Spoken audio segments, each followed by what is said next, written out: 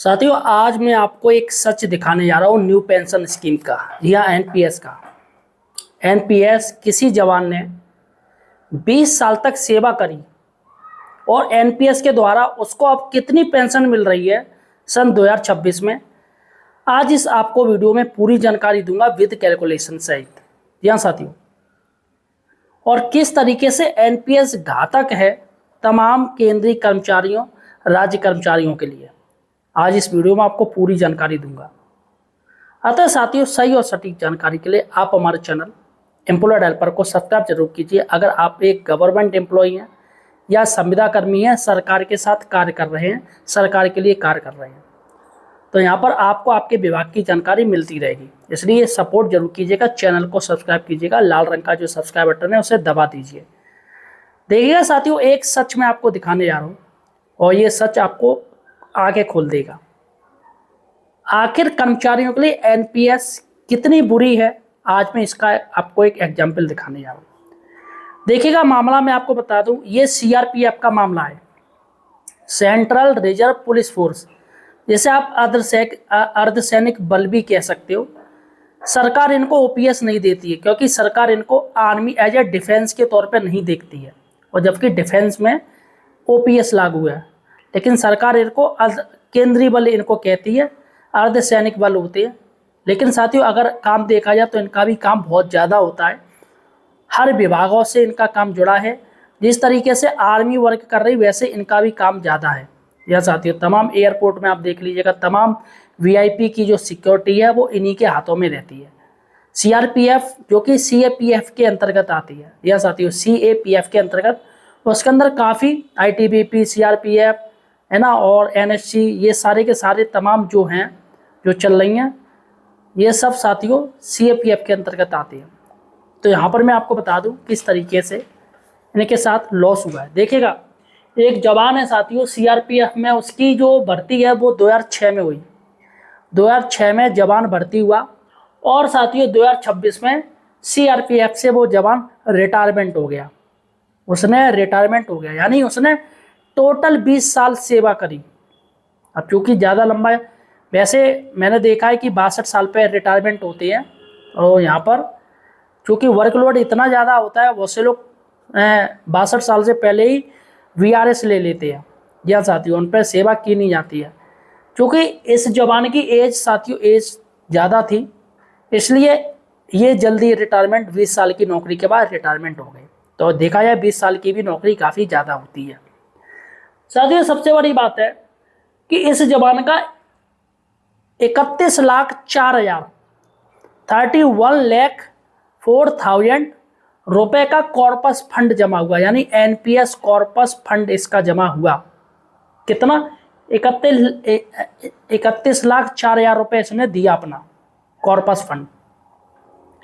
और साथियों, इसको 24.83 लाख ग्रेच्युटी में गए। इसने जो पैसा दिया वो ग्रेच्युटी में, इसके 24,83,83,000 रुपए ग्रेच्युटी में चले गए। देखिएगा किस तरीके से हो रहा है। अब सबसे बड़ी बात है कि इसको 21,71,000 का तत्काल भुगतान किया गया। रिटायरमेंट हुआ है, उसके बाद इसको 21,71,000 का तत्काल भुगतान किया गया है। यह साथियों, सबसे बड़ी बात है इसकी टोटल पेंशन कितनी बनी।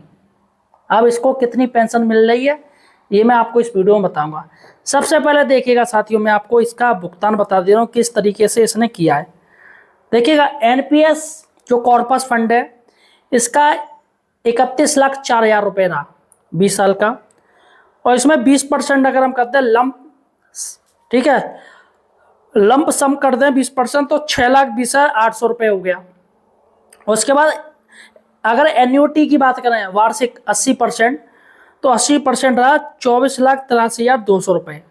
अगर हम इनको जोड़ लेंगे टोटल तो ये 31,04,000 रुपये हो जाएंगे। ठीक है साथियों, अब इसमें रिटायरमेंट ग्रेच्युटी जो इसको मिली है रिटायरमेंट में, वो मिली है 7,23,240 रुपये की, सिर्फ इतनी। और जबकि सरकार कह रही कि हम 20 लाख रुपए ग्रेच्युटी देंगे, 20 लाख को 25 लाख रुपए बढ़ाएगी, लेकिन चूंकि वो ओपीएस के अंतर्गत, अभी साथियों सरकार ने कहा भी है कि हम एनपीएस के अंतर्गत भी ग्रेच्युटी 25 लाख देंगे, लेकिन यहाँ पर साथियों इनको जो ग्रेच्युटी मिल रही है वो मिल रही है 7,23,240 रुपया, जो कि बहुत बहुत बहुत कम है। उसका लीव इनकैशमेंट जो ईएल होती हैं तो उन्होंने उसका कैश करवाया है, ईएल आपका कैश होता है, तो 7,05,600 रुपये का लीव इनकैशमेंट है। और रिस्क फंड कंट्रीब्यूशन, इनका रिस्क फंड भी है जिन्होंने इन्होंने कंट्रीब्यूट किया था, वो है साथियों 89,970, यानी 90,000 रुपये, मान लीजिए 90,000 रुपये का रिस्क फंड कंट्रीब्यूशन हो गया। और रिस्क फंड में जो इंटरेस्ट बना है, इनका जो इंटरेस्ट बना है वो है 31,490 रुपये, 31,490 रुपये। और अगर टोटल हम रिस्क फंड ये जोड़ लें, ये वाला कंट्रीब्यूशन वाला इंटरेस्ट वाला, तो 1,21,460 रुपये इनका ये रिस्क हो गया, पूरा रिस्क फंड हो गया। ठीक है, अब इन सभी मदों को मिलाकर जो तत्काल इनको नगद भुगतान मिला है वो मिला है 21,71,100 रुपया, 21,71,100 रुपया इनको तत्काल भुगतान मिला है। यहाँ साथियों सबसे बड़ी बात है कि इनकी जो पेंशन है साथियों, पेंशन में आप बताऊंगा कितनी बनी, लेकिन उससे पहले मैं आपको बता दूं ये हरियाणा के हैं साथियों, और इन्होंने वॉलंटरी रिटायरमेंट लिया है वर्ष 2006 के दौरान भर्ती हुए। सीआरपीएफ ये HG/GD जवान के संभावित रिटायरमेंट लाभों का पूरा विवरण दिया गया है। तो यहाँ पर साथियों इनका जो कॉर्पस फंड है वो 31,04,000 था। ठीक है, वॉलंटरी रिटायरमेंट इन्होंने लिया है। अब ऐसे में साथियों इनकी जो पेंशन है, पेंशन आप अगर आप देखोगे तो इनकी जो पेंशन बन रही है मासिक पेंशन, उसे सुनकर आप सब लोग चौंक जाओगे। इनकी जो पेंशन बन रही है एनपीएस के अंतर्गत वो 12,000 रुपये से 13,250 रुपया। बताइए साथियों, ये एनपीएस में इनको पेंशन बन रही है। और जबकि सरकार क्या कह रही है कि हम बेसिक पे का आपको 40% देंगे एज ए पेंशन के तौर पे, फिर ये 40% गायब हो गया। सबसे बड़ी बात है कि सरकार की करनी कथनी में बहुत बड़ा अंतर है। और मैं आपको एक बात तो बता दूं, अगर किसी को एनपीएस मिलती है न्यू पेंशन स्कीम के तहत, अगर उसकी डेथ हो जाती है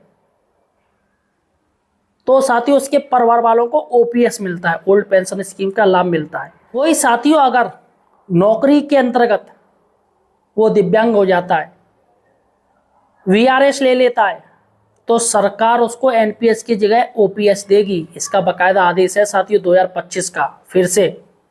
लेकिन आज भी कई लोग हैं जो दिव्यांग हो चुके, वीआरएस ले चुके, लेकिन अभी भी उनको सरकार ओपीएस एनपीएस दे रही है, न्यू पेंशन स्कीम दे रही है, जबकि नियम क्या कहता है ओपीएस देना चाहिए। और किसी की अगर डेथ हो जाती है नौकरी के तहत, तो उसके परिवार को जो पेंशन मिलेगी वो ओपीएस के तहत मिलेगी, ना कि एनपीएस के तहत, भले ही उसने एनपीएस ले रखी हो।